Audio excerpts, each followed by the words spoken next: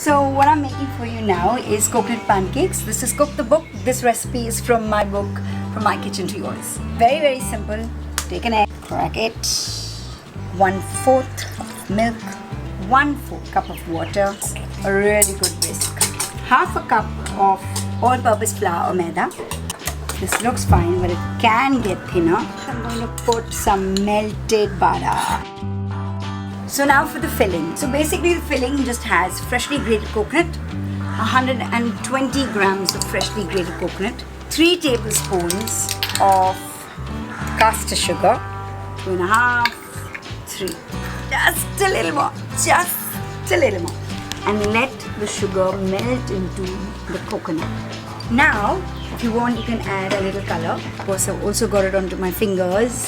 Oh, this is a really pretty pink. So we start with a little butter, big spoonfuls, and you make a circle. 2 to 3 minutes and it'll be ready.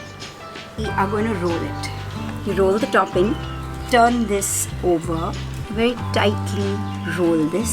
And so this is what we East Indians make on Pancake Tuesday. Not a pancake, but very, very yummy. I know I should not talk with my mouth full, but it's very tasty.